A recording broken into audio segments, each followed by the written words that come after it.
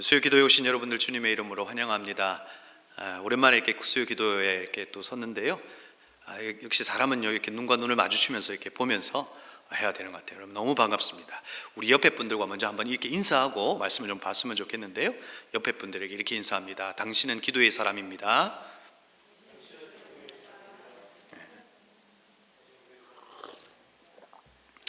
기도하는 여러분들 통해서 여러분의 개인뿐만 아니라 가정과 또 교회와 나라가 회복될 줄로 믿습니다.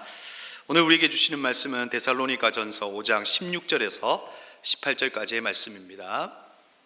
우리가 너무나 잘 알고 있는 말씀인데 함께 한 목소리로 읽겠습니다. 항상 기뻐하라, 쉬지 말고 기도하라, 범사에 감사하라. 이것이 그리스도 예수 안에서 너희를 향하신 하나님의 뜻이니라. 먼저 여러분 말씀을 시작하기 전에 여러분에게 묻고 싶은 것이 있습니다. 요즘 여러분이 가장 많이 사용하시는 말이 어떤 것이 있습니까? 요즘 내가 이런 표현들을 좀 많이 쓰고 있는 것 같아. 내가 이런 말을 요즘에 많이 하는 것 같아. 여러분은 어떤 말을 많이 사용하시죠? 저는 우리 은혜샘물교회 우리 성도님들은 늘 감사의 말, 축복의 말이 분명히 가득하리라고 확신합니다. 그렇죠? 표정만 봐도 알 수 있거든요. 여러분 제가 이제 말에 대한 이야기를 하기 전에 제가 우리 오늘 수요 기도에 오시는 분들 가운데 혹시 이 말을 알까 하는 생각이 들었어요. 그래서 제가 여러분 요즘 청소년들이 쓰는 말 10가지를 준비해 왔는데 여러분이 이 말 가운데 몇 개를 아시는지 제가 테스트를 한번 하고 오늘 좀 말씀을 좀 들어가야겠다 싶은 생각이 있습니다. 여러분 10개인데요 10개 중에 여러분이 몇 개 아실 것 같습니까? 이 단어의 의미를 몇 개 알겠냐는 거죠. 갈비 보시면서 그래 맞아 어제 우리 저녁에 먹었던 거 이렇게 생각하시면 안 됩니다. 생선아 그렇게 생각하시면 안 되고 이게 줄임말들이에요. 자, 나는 10개 다 안다. 너무 많이 갔나요? 5개, 4개, 3개, 2개, 2개는 이제 보니까 부모님들이 신 것 같아요. 1개는 안다. 1개는 안다. 여러분 이거 중요한 건 아닙니다. 여러분 이것보다 성경 아는 게 훨씬 중요하고요. 한데요. 갈비는 여러분 무슨 뜻일까요? 갈수록 비호감. 걸조는 걸어가는 조각상. 절복하는 말이죠. 그다음에 님선요. 님선. 님이 이렇게 님이라고 이렇게 표현하잖아요. 님선. 당신이 먼저. 레알은 아시죠? 진짜 이런 거. 생선은 아시죠? 생일 선물. 좋습니다. 점약. 점심 약속. 오늘 점약이 있으신가요? 주장미. 중요한 장면만 미리 보기. 평친. 평범한 친구가 아니라 평생 친구. 좋습니다. 채금. 채팅 금지. 여러분 맨 마지막 요거는 여러분 좀 아셔서요. 여러분의 손자손녀들한테 한번 이야기하시면 좋아요. 야, 너 버카 가지고 가냐? 이렇게. 버카 뭐죠? 버스 카드. 성경을 깨우칠 때보다 더 기뻐하시는 것 같습니다. 이런 건 여러분 한번 손자손녀들한테 한번 쓰시면요. 우리 할머니가 저에게 이렇게 관심이 있나 이렇게 생각하실지도 모르겠습니다. 그런데 여러분 청소년들이 이런 말들을 쓰는데요. 한국 사람들이 가장 많이 쓰는 말은 뭘까요? 이건 통계로 나와 있는 거예요. 한국 사람들이 가장 많이 쓰는 말. 여러분들이 많이 쓰는 말이잖아요. 1위가 뭐냐면 진짜, 2위가 솔직히, 3위가 인간적으로 이런 거죠. 그러면서 여러분 이 쓰는 언어를 통해서 그 민족성 이런 걸 이야기하죠. 왜? 진짜, 솔직히, 인간적으로 이런 말들을 많이 쓸까요? 그 마음에 어떤 마음이 있는 거예요? 사실은 믿지 못하는 마음이 있는 거죠. 그런 관계성 속에서 이런 말들을 많이 쓰는 거죠. 나중에 도저히 내 말을 믿지 못할 때는 하나님 앞에 내가 맹세하는데 말이야 이렇게 말하기도 하죠. 그리고 반대로 듣고 싶어 하는 말이 있습니다. 여러분 요즘 사람들이 어떤 말을 듣고 싶어 할까요? 여러분이 듣고 싶어 하는 거죠. 힘내, 파이팅, 사랑해, 수고했어, 그 다음에 함께하자 이런 말들, 응원해 주는 말들을 많이 듣고 싶어 하는 거죠. 제가 한번 이야기 드렸던 것 같은데 우리가 말이라고 하는 것에 어원이 있습니다. 여러분, 말은 어떻게 해서 유래됐을까요? 이 말이라고 하는 이 단어, 말은 여러 가지 이제 유래에 대한 갈래들이 있지만 이런 이제 유래가 있어요. 마음의 알. 말이라고 하는 것은 마음의 알이라는 거죠. 그러니까 마음의 알이 담겨져 있는 거예요. 마음에 담겨져 있는 그것이 뭐가 되는 거예요? 말로 표현되어 있는 거죠. 여러분, 마음에 담겨져 있는 그 그릇에 나쁜 것들이 담겨져 있으면 어떤 말이 나와요? 나쁜 말이 나오죠. 그렇지 않아요, 여러분? 그래서 여러분, 그 마음에 담겨지는 그 그릇에는 어떻게 담겨지냐고요? 믿음은 뭐 하면서 난다고요? 들으면서 나죠. 듣는 것이 담겨지게 되는 거죠. 주님의 말씀과 또 축복의 말, 이런 말을 많이 들으신 분들은 마음의 그릇에 뭐가 많아요? 그런 말들이 많잖아요. 그래서 그분의 언어는 어때요? 축복하고 기뻐하고 이런 말들을 많이 쓰죠. 근데 그렇지 못할 때는 그 마음의 알이 뭐가 있는 거예요? 나쁜 말들이 우리 가운데 나올 수 있다 하는 이야기를 하는 겁니다. 제가 여러분 오늘 주제가 말은 아니고요, 오늘 감사라고 하는 주제를 함께 나누려고 해요. 제가 추수감사절 때 청년들과 함께 이 말씀을 묵상하면서 나누었던 부분들인데 오늘 함께 여러분들과 좀 나눴으면 좋겠다는 생각을 해봅니다. 그러면서 여러분 이렇게 한번 생각해 보면 어떨까요? 제가 여러분에게 시간을 드리고 지금 이 순간 감사한 거 10개 찾아보십시오 라고 하면 여러분 얼마나 시간이 걸릴까요? 10초면 되겠죠? 자, 시작. 감사한 거. 자, 몇 개 하셨어요? 자, 그러면요, 정말 불만인 거 10개 한번 이야기해 보실까요? 시작. 벌써 끝나셨네요. 그죠? 저도 한번 해봤어요. 그랬더니요, 감사한 건 잘 안 돼요. 그런데 불만은 어때요? 쉽게 나와요. 심지어 앉아 계시면서 목사님 넥타이가 삐뚤어진 것에 대한 불만, 그러죠? 머리는 저렇게 볶아가지고 불만, 이런 거 있잖아요. 그런 거 쉽게 나온다니까요. 왜 그러면 우리가 감사하는 것이 쉽지 않고 불평과 불만이 더 쉬울까요? 감사가 일상이 되지 않았다는 거예요. 오히려 염려하고 불평하는 것이 우리의 삶의 일상이 되어 있지도 모르겠다 하는 생각을 해보는 거죠.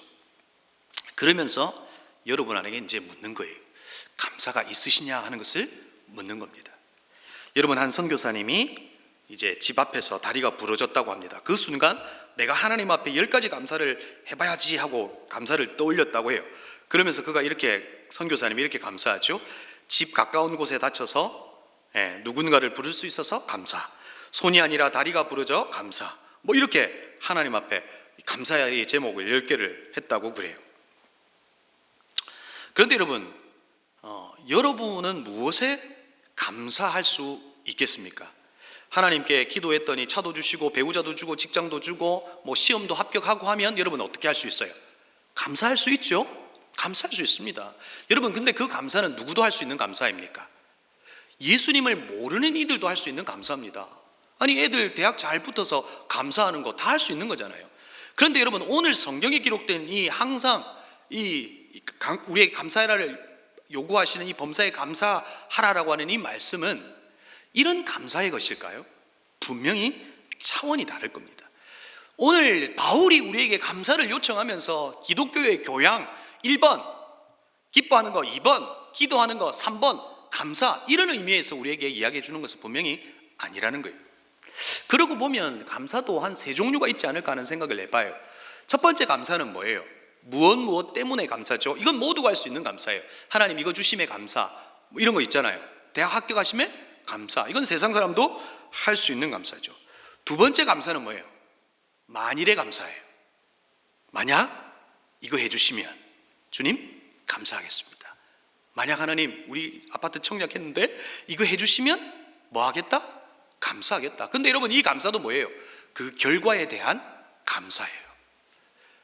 여러분, 혹시 여러분의 자녀가 시험에 떨어지고요, 한 재수, 3수, 4수, 5수 감사할 수 있겠습니까?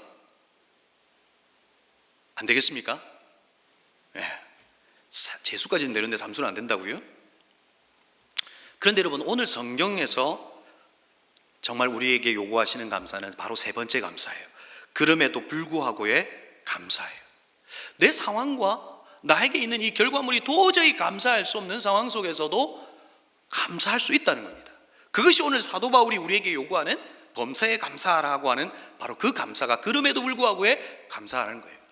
여러분, 감사를 떠올리면 생각나는 한 사람이 있습니다. 바로 다니엘입니다.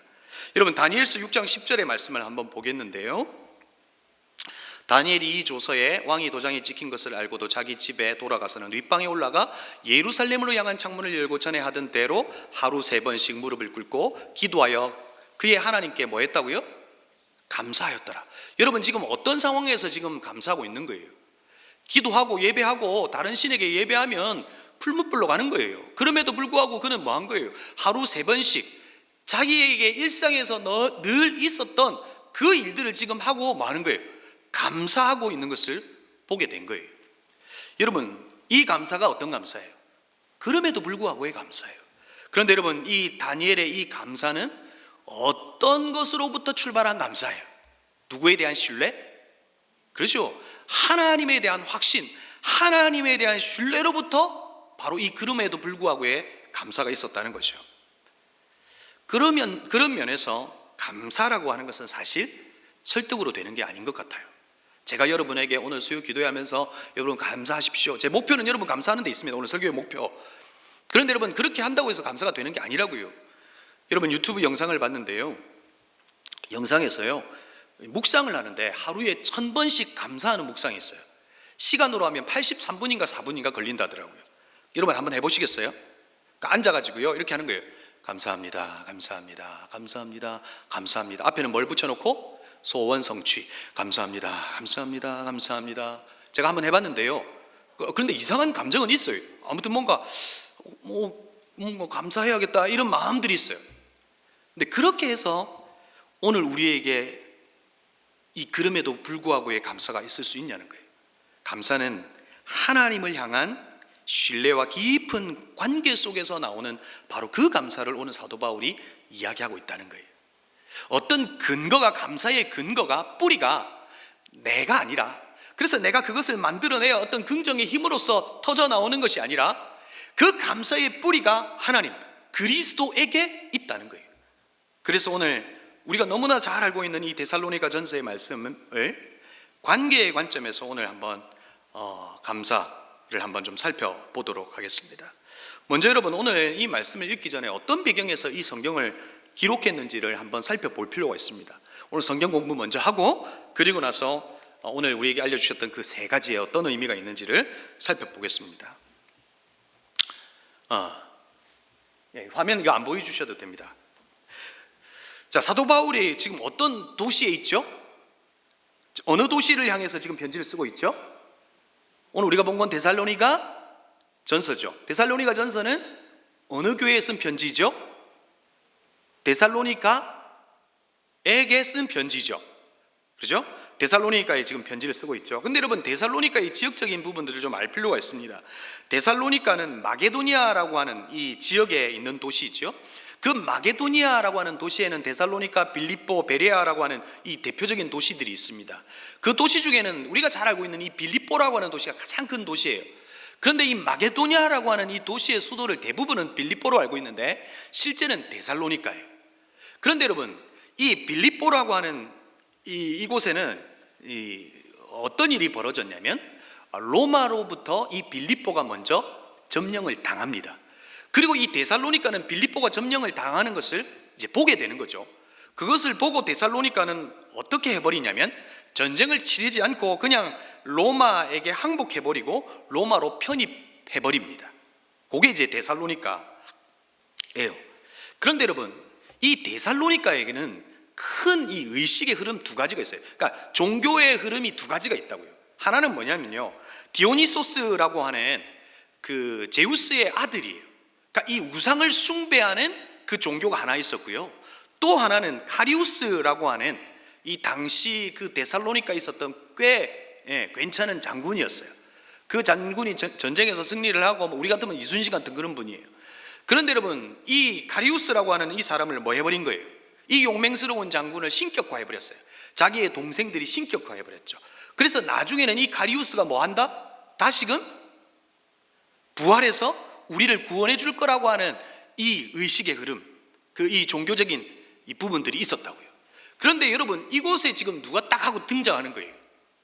이런 종교적인 색채가 강한 데살로니가에 바울과 신라가 나타나서 그곳에서 뭐 하는 거예요? 복음을 전하는 거예요. 완전히 전혀 다른 복음을 그곳에 전할 때 그곳에 어떤 일이 일어났을까요? 복음의 역사가 일어났을까요? 여러분, 사도 바울이 그곳에서 뭐 해요? 죽음의 위협을 느끼잖아요. 야손의 집에 묵고 있을 때 유대인들이 이 건달을 동원해가지고 이 사도 바울을 덮치잖아요. 그리고 나서 도망가 버려요. 데살로니가에 있었던 시간은 여러분 3주 정도밖에 되지 않습니다. 그리고 나서 고린도라고 하는 곳에 머물러 있을 때에 데살로니가에 편지를 쓰고 있는 거죠. 여러분, 저는 근데 바울이 좀 부러운 건 있어요. 바울이 지금 몇 주 있었다고요? 3주 있었고 편지를 쓰고, 그리고 그 소식을 들었는데 어떤 소식이 들렸다고요? 복음의 놀라운 역사가 일어났다고요. 저는 여러분 이곳에 지금 몇 주 있었다? 한 70주 있었을 거예요. 복음의 역사가 일어나고 있다? 왜 이러면 아니라고 생각하세요? 일어나고 있다. 아주 천천히. 바울이 좀 부러워요. 그가 복음을 전했는데 그곳이 뒤집혀졌어요. 그런데 대부분 한 AD 한 3세기 정도의 로마의 한 10% 정도가 로마인들이 그리스도인으로 바뀌었는데, 그때 그 당시는 노예와 이 천민정층들이 그러니까 복음을 받아들였어요. 그런데 데살로니가의 특징은 뭐냐면, 당시 기득권을 잡고 있었던 귀족, 특별히 여부인들이 복음을 받아들였어요. 그런데 여러분, 지금 여러분들이 개종을 하고 기독교로 개종을 한다고 해서 어떤 일이 일어나요? 아무 일이 일어나지 않잖아요. 그런데 여러분, 그 당시 내가 예수를 믿는다 하는 건 어떤 거예요? 내 목숨을 거는 거예요. 북한에서 지금 뭐 예수 믿는 거하고 뭐 비슷할 거예요. 그런 핍박과 내 목숨이 있음에도 목숨을 걸고 예수님을 믿어야 하는 그 상황 속에서 그들이 예수를 믿고 있었고, 그들에게 지금 이 편지를 쓰고 있는 거예요. 저는 요즘에 청년들하고 고린도전서 후서 바울의 13편의 바울 서신을 매일 한 장씩 함께 읽고 있는데, 읽으면서 느끼는 것이 하나가 있어요. 교회는 언제 부흥했는가 하는 거예요. 여러분, 교회는 언제 부흥했죠? 담임 목사님이 탁월할 때? 아니에요. 핍박받을 때. 그렇죠? 핍박받을 때 부흥했다고요. 여러분에게 핍박이 있기를 주님의 이름으로 축복합니다. 아무도 왜 아멘 안 하세요? 핍박이 두려우세요? 여러분, 예수 믿고 예수님이 가르쳐 주신 대로 살면 우리 안에 핍박이 없을 수 없어요. 그게 진리니까. 없다는 건 뭐예요? 세상하고 비슷하게 살아간다는 의미잖아요.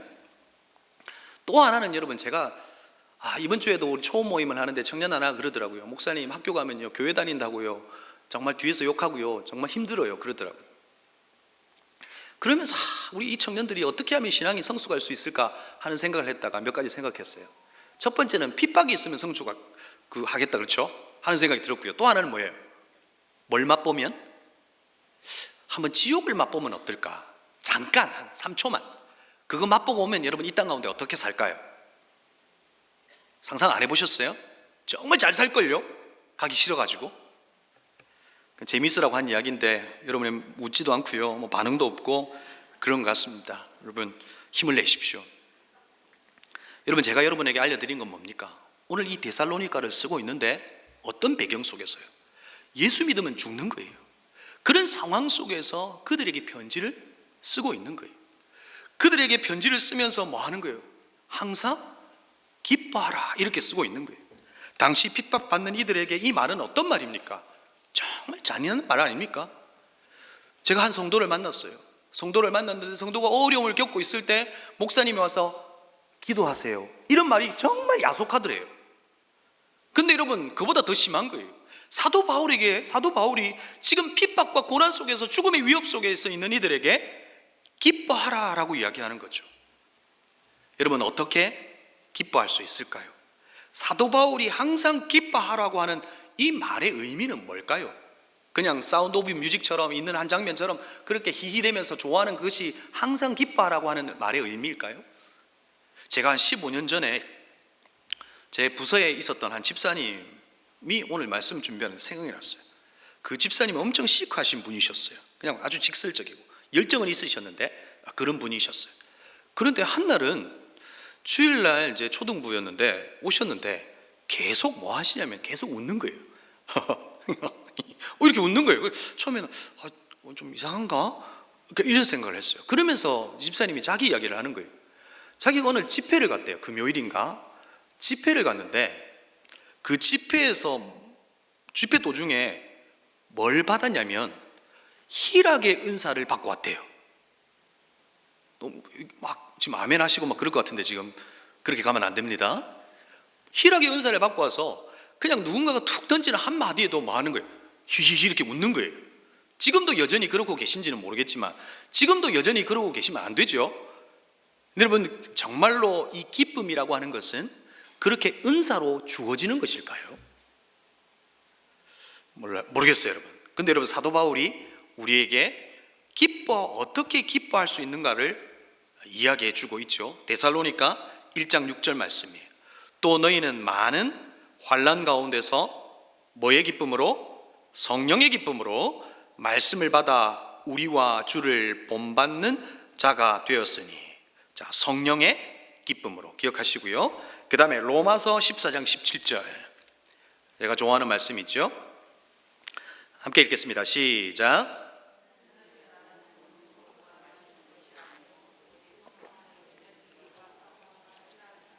세상의 나라는 먹는 것으로 기뻐하죠. 맛집 찾아가서 먹는 것으로 얼마나 기뻐해요. 그러잖아요. 그 기쁨도 우리 가운데 있죠. 근데 그게 아니라 하나님의 나라는 성령 안에 의와 평강과 희락이라 이렇게 되어 있어요.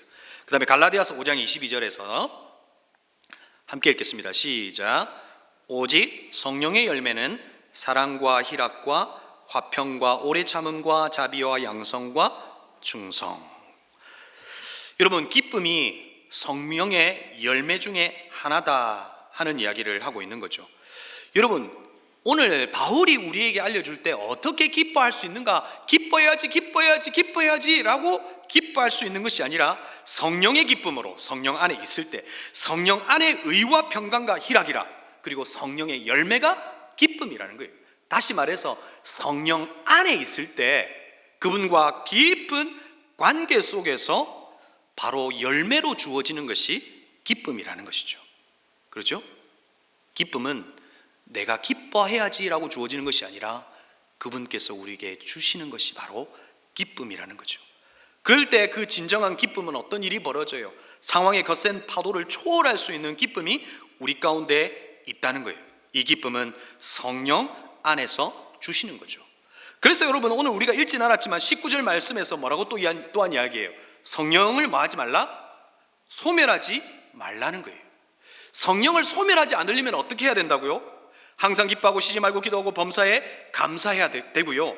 성령을 소멸하지 않기 위해서는 또 반대로 20절에 보면 예언을 뭐 하지 말고, 멸시하지 말고, 하나님의 말씀을 무시하지 말고 하나님의 말씀 안에 있으라는 거예요. 또 21절에는요, 범사에 하려 좋은 것을 취하고 하나님이 기뻐하시는 것인지를 선택해서 그것을 선택하라는 거예요. 그럴 때 뭐 할 수 있다고요? 성령 안에 있을 수 있다고요. 성령이 소멸하지 않을 수 있다고요. 22절은요, 악은 어떤 모양이라도 말아 버리라는 거예요. 그럴 때 성령이 우리 안에 소멸되지 않고 성령 안에 있을 때 우리에게 무엇이 터져 나온다고요? 기쁨이 있다고요. 상황을 뚫고 주가 주시는 기쁨이 우리 안에 있다고요. 여러분, 이 기쁨을 누릴 수 있는 저와 여러분이 되기를 주님의 이름으로 축복합니다. 그래서 우리는 날마다 성령의 충만함을 구해야 되는 거예요. 성도의 신앙의 척도는 기쁨이라고 이야기하잖아요. 여러분 안에 기쁨이 있다면 주님 안에 잘 살고 계신 겁니다. 기쁨이 사라졌다면 여러분의 영혼에 병이 들었든지 아니면 여러분 안에 염려가 여러분을 장악해버렸든지, 성령이 내 안에 있을 때 성령은 우리 안에 기쁨이 열매되게 하신다는 거죠. 이것이 기뻐하라, 항상 기뻐하라고 하는 의미죠. 자, 두 번째는 뭐죠? 쉬지 말고 뭐하라? 기도하라. 여러분, 이 말씀은 뭐죠? 하루 종일 막 중얼거리면서 기도문을 외우면서 그렇게 하라는 것일까요? 여러분, 이 표현은 수사학적 표현이에요. 여러분, 첫 번째 의미는 뭐냐면, 따라할까요? 포기하지 말라. 여러분, 오늘 여기에서 말하고 있는 쉬지 말고 기도하라라고 하는 말의 의미는 첫 번째는 포기하지 말라는 거예요. 여러분이 하고 있는 그 기도를 포기하지 말라는 거예요. 여러분, 얼마 전에 우리 최영기 목사님 모셨잖아요. 여러분, 제가 가까이서 뵀는데요, 제 감동이 있었어요. 최영기 목사님이 설교를 마치고 돌아왔는데 한 연세 드신 집사님이 최영기 목사님을 찾아왔더라고요. 근데 저분 둘이 말을 놓더라고요. 나중에 알고 보니까 뭐예요? 친구분이셨어요. 그 초등학교 친구를 수십 년 전에 만났고 그 만난 친구에게 복음을 전하려고 했지만 그 친구가 복음을 받아들이지 않았대요. 근데 그 친구를 위해서 뭘 했대요? 기도했대요. 만약에 포기했다면요, 포기하지 않고 목사님이 기도했더니 그 열매를 어디서 본 거예요? 은혜 샘물교회에서 본 거예요. 그 집사님 은혜교회 성도님이세요. 포기하지 않는 겁니다. 언제까지? 응답하실 때까지. 응답하실 때까지 기도할 때 응답한 순간 왜 내가 포기하지 않고 기도했어야만 했는지 이유를 주님께서 알게 하시는 거예요. 여러분, 저는 요즘 주님의 마음을 조금 알겠다 하는 생각이 들어요. 우리 딸아이가 몇 년째 뭘 하고 싶어 하냐면 강아지를 키우고 싶어요. 여러분, 집에서 강아지 키우면 돼요, 안 돼요? 하나님 뜻이 아니에요. 제가 여기서 잘못 말했다가 어떻게 될지 몰라서 그 뒤에는 말 안 하겠어요. 저는 안 된다고 생각했어요. 걔는 집에서 키우는 거 아니야. 몇 년째 기도하고 있다고요? 지금 3년이 넘었어요. 그런데 어느 날 제가 하나님 앞에 이렇게 묻는 가운데, 야, 너 그거 하나 못 들어주냐, 이런 마음이 있었어요. 그래서 강아지는 안 되고 고양이 어떠냐 그랬어요.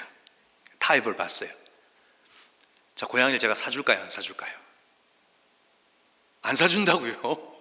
아니요, 저는 사준다 그러고 약속했으니까 사줄 거예요. 근데 바로 사줄까요, 안 사줄까요? 바로 안 사줘요. 왜 바로 안 사줄까요? 이 아이랑 밀당하는 게 너무 좋아요. 그러죠? 사줄까 말까?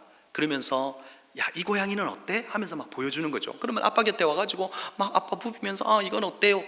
전 그게 좋아요. 제가 그런데 만약에 지금 바로 사주면 얘는 절 찾을까요, 고양이를 찾을까요? 고양이를 찾을 거예요. 여러분, 제가 여기서 깨닫는 것이 무엇이냐면, 여러분에게 기도하는 것 하나님 응답하십니다. 아멘이세요?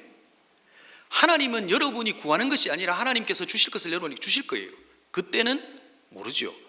그런데 왜 하나님이 바로 주지 않을까요? 여러분, 바로 주면 어떻게 할 건데요? 하나님 찾을 거예요? 도망갈 거잖아요. 내가 한 줄 알고 가버릴 거잖아요. 하나님은 끝없이 밀당하시는 거예요. 왜 밀당하시는 거예요? 그 밀당을 통해서 뭘 하시는 거예요? 관계하시는 거예요. 항상 쉬지 말고 기도하라라고 하는 의미는 뭐예요? 이것은 기도의 행위를 요청하시는 것이 아니라 기도하라고 하는 방식을 통해서 하나님과 관계하라는 거예요. 계속해서 우리의 의식과 우리의 생각이 주를 향해 있으라는 거예요. 너희가 다른 생각할 때 그 속에서 사단이 틈타지 않도록 주님과 끝없이 관계하고 있으라라고 하는 것이 바로 쉬지 말고 기도하라라고 하는 바로 하나님의 말씀이라는 거죠. 사랑하는 성도 여러분, 이 기도의 모습이 회복될 수 있기를 바랍니다. 세상 사람들이 보기에 찔찔대면서 주님 앞에 울고 기도하는 거 가장 약한 자의 모습 아니에요? 그런데 하나님 앞에 무릎을 꿇고 가장 약한 자의 모습이 하나님에게서는 가장 강한 자의 모습이에요. 여러분의 힘대로 여러분의 뜻대로 해보려고 했잖아요. 다 내려놓으시라고요. 자식, 상황, 내 뜻대로 되는 거 없습니다. 모든 걸 다 내려놓는 거예요. 그렇죠?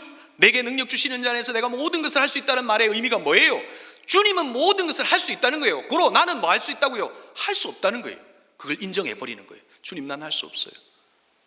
주님만이 가능해요. 그럴 때 내게 능력 주시는 자 안에서 그가 모든 것을 하신다고요. 여러분, 이 기도가 회복될 수 있기를 바랍니다. 그 기도의 끈끈한 관계가 회복될 수 있기를 바랍니다. 세 번째예요. 범사에 뭐 하라고요? 감사하라 라고 말하고 있어요. 범사라고 하는 말의 의미는 알고 있죠? 모든 일이라고 하는 뜻을 가지고 있죠. 그런데 왜 감사하라 앞에 이 범사라고 하는 말을 붙였을까요? 우리의 범사가 항상 감사할 수 있던가요? 그러지 않잖아요. 그래서 붙인 거예요. 우리의 매일의 삶이 감사가 한 80%쯤 됐다면 그러지 않았을 거예요. 그런데 여러분, 우리의 상황이 어때요? 감사할 수가 없잖아요. 이 코로나 상황 가운데 감사할 수 있어요? 저는 답답해 죽겠어요. 제가 청년들 사역하고 있는데요, 얘들 막 떠날 것 같아요. 신앙이 저만치 멀어질 것 같아요. 와서 예배를 안 드리고 관계를 안 하는데 어떻게 될 거예요? 얘들이 어떻게 살아가는지 모르겠어요. 감사치 못할 사항이 훨씬 많다고요. 그래서 범사에 감사하라 라고 이야기하고 있는 거죠. 그런데 여러분, 도저히 감사할 수 없는 상황 속에서 감사하라 라고 하는 것이 가능할까요? 사도 바울이 우리에게 감사의 정신을 함양하기 위해서 어떤 신앙의 교양 중에 하나로 감사라고 하는 말을 한 것은 분명히 아니죠. 그러면 무엇 때문에 우리는 감사할 수 있을까요? 세 가지로 좀 살펴볼 거예요. 첫 번째, 하나님의 성품을 바라보면 그럼에도 불구하고의 감사가 우리 가운데 있을 수 있다는 거죠. 로마서 8장 28절 말씀입니다. 함께 읽겠습니다. 시작.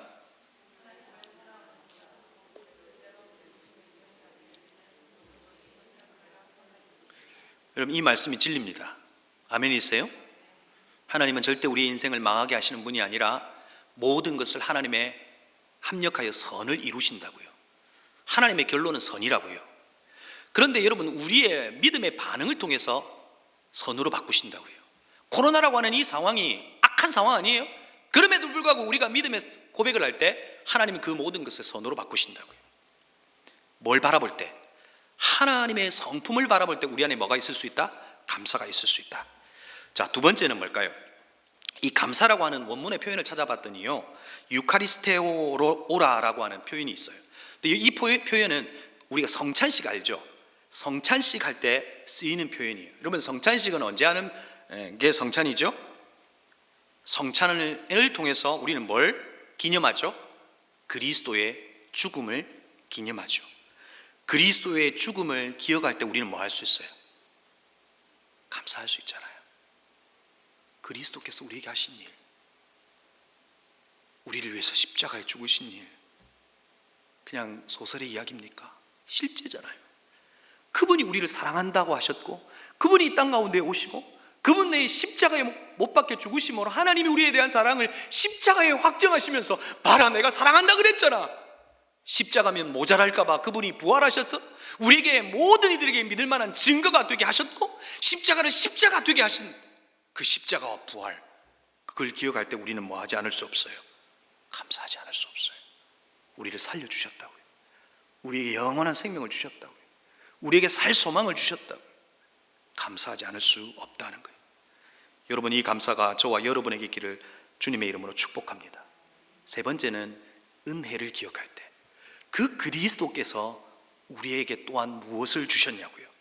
고린도전서 8장 6절 말씀입니다. 함께 읽겠습니다. 시작. 아버지가 계시니 만물이 그에게서 났고 우리도 그를 위하여 있고, 또한 주 예수 그리스도께서 계시니 만물이 그로 말미암고 우리도 그로 말미암느니라. 만물이 누구로부터 나왔다고요? 그렇죠, 하나님으로부터. 그리고 그곳에 누가 계셨다고요? 그리스도, 성부, 성자, 성령께서 이 온 우주 만물을 만드시고 그분께서 우리에게 이 온 우주 만물을 주셨다고요. 하나님께서 존재하실 뿐만 아니라 저와 여러분에게 그 모든 이 땅에 밟고 있는 우리의 이 모든 것을 주님께서 주셨다고요. 이것을 기억할 때, 바로 이 은혜를 기억할 때 우리는 감사하지 않을 수 없다는 거예요. 제가 종종 이야기하잖아요. 지구의 자전 속도가 얼마인 줄 아십니까, 여러분? 지구가 뺑하고 돌잖아요. 서쪽에서 동쪽으로 돌잖아요. 속도가 얼마로 돌아요? 1700km입니다. 여러분, 오늘 지금도 지금 계속 돌고 있어요. 지금 멀미하고 계신 분 계세요? 아무도 없잖아요. 그런데 여러분, 이 지구가 어디 있다고요? 공중에 떠 있어요? 아니면 어디 붙어 있어요? 공중에 떠 있잖아요. 우리가 밟고 살아가는 이 땅이 우리가 전부라고 생각하지만, 가만히 생각해 보면 이 지구는 1700km를 매일 돌아가고 있음에도 불구하고 우리는 이 땅에 붙어서 멀미 하나 없이 살아갈 수 있게 되어 있고, 이 지구는 공중에 붕 떠 있으면서 태양이 빛을 받고 하나님 달빛을 주시고 별빛을 주시고 공기를 주시고 사계절을 주시고, 이 모든 것에 여러분 감사해 보셨냐고요. 바로 하나님께서 만물의 주인이신 그분께서 만물을 허락하실 때에 그 만물이 우리에게 주어졌다라고 하는 그 은혜를 기억할 때 우리 말 수 있다고요? 감사할 수 있다는 거죠. 여러분, 이 감사가 저와 여러분에게 있기를 주님의 이름으로 축복합니다. 말씀을 정리합니다. 쉬지 말고 기도하라. 그럴 때 주님께 우리는 뭘 경험하는 거예요? 그 기도 속에서, 그 관계 속에서 그리스도의 사랑을 깨닫고 경험하죠. 그래서 우리 안에 뭐가 있는 거죠? 감사할 수 있는 거죠. 그런데 여러분, 오늘 이 말씀의 말미에 이것이 누구의 뜻이라고 이야기해요? 누구의 뜻? 하나님의 뜻이라고 말합니다. 오늘 말씀은 명령이에요. 그래서 종종 이건 명령이니까 지켜야 된다, 여러분, 그런 의미에서 사실은 그런 거 아니에요. 그렇게 말해버리면 수없는 명령 속에서 우리가 불순종하고 있는 게 얼마나 많아요. 그런 의미가 아니라 여기에서 말하고 있는 하나님의 뜻이라고 하는 영어식 표현은 God's will이에요. 좀 더 정확하게 표현하면 하나님의 의지라고요. 다시 말해서 이 항상 쉬지 말고 기도하고 범사에 감사하고 뭐 이렇게 하는 이 모든 것은 뭐라고요? 이것을 향한 하나님의 의지를 가지고 계신다는 거예요. 하나님의 자녀들이 핍박받고 이 세상에서 도저히 그렇게 할 수 없는 그럼에도에 불구의 상황 속에서 그 상황을 뚫고 하나님을 의지하는 것 가운데 이 일들이 있었으면 좋겠다라고 하는 하나님의 의지를 밝히신 거예요. God's will. 어떻게 해요?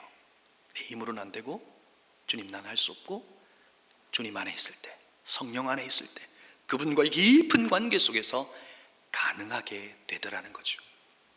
오늘 한 집사님의 이야기를 마무리하고 기도하려고 합니다. 저는 감사하면 이 집사님 책도 떠오르고 이 집사님 생각이 나요. 대구에 계신 분인데 내 이름은 예쁜 여자아이입니다 라고 하는 책의 저자입니다. 김희아 집사님이죠. 여러분 아마 아침마당인 이런 데 보신 분들 계실 거예요. 그녀의 그 집사님의 이 왼쪽 얼굴에는 붉은 점으로 덮여져 있어요. 그리고 오른쪽 볼은 상악동암이라고 하는 치료를 받아서 막 이렇게 얼굴이 보기 좀 불편할 정도로 많이 상해 있어요.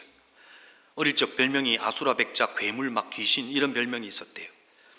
부모가 3살 되던 때에 보육원에 버렸다고 해요. 그 버려진 김이야.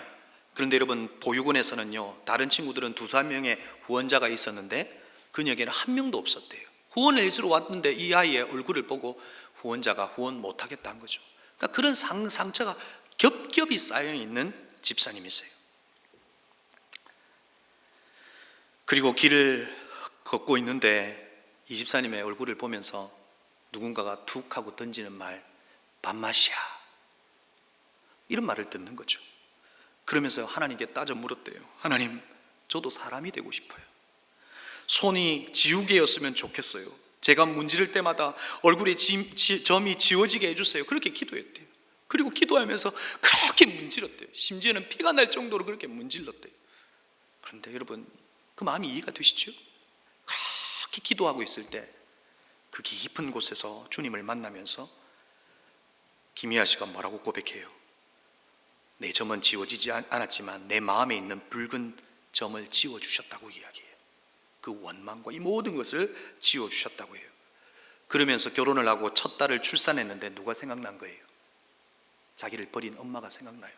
여러분, 평생 원망해야 되는 거 아니에요? 그가 뭐라고 고백해요? 오히려 힘들었을 엄마의 마음을 이해하게 되었다고 그래요. 그러면서 그녀가 이렇게 고백합니다. 저는 부모님을 원망하지 않습니다. 일찍 세상에 저를 놓아주셨기에 아픔을 빨리 이겨낼 수 있었습니다. 아픔을 겪지 못했다면 감사를 몰랐을 겁니다. 저는 타인의 냉대와 편견 속에서 감사의 씨앗을 키울 수 있었습니다. 제 얼굴에 있는 모반은 나에게 가장 잘 어울리기에 주님께서 주신 것입니다. 감사합니다. 사랑하는 성도 여러분, 감사의 수준을 이야기하는 것이 아닙니다. 누구 안에 있을 때, 성령 안에 있을 때, 하나님 안에 있을 때 바로 이 그럼에도에 불구하고의 감사가 있다는 거죠.